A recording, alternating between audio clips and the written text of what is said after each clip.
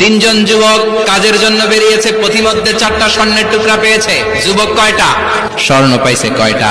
মহা খুশি, খুশিতে বাকবাকুম।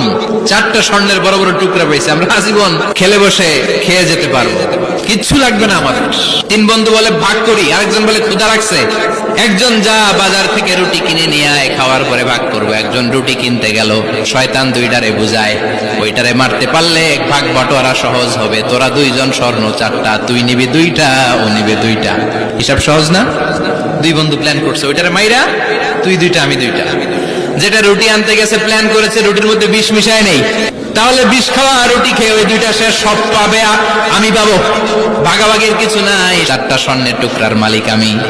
রুটির মধ্যে বিষ মেখে নিয়ে এসেছে, ওই 2 বন্ধু প্ল্যান অনুযায়ী ওইটার ধরে মেরে ফেলছে। এবার মহা খুশি। এক বন্ধু কয় এবার তো ভাগ বটর আর কিছু নাই, তুই 2টা আমি 2টা, আগে খাইয়া লইস। খাওয়ার পরে এই 2টাও নাই, 3টা লাশ, 4টা স্বর্ণের টুকরা। এটাই তো দুনিয়ার জীবন, ঠিক কিনা? আসল জীবন কবর থেকে শুরু হবে, কোন ঠিক কিনা?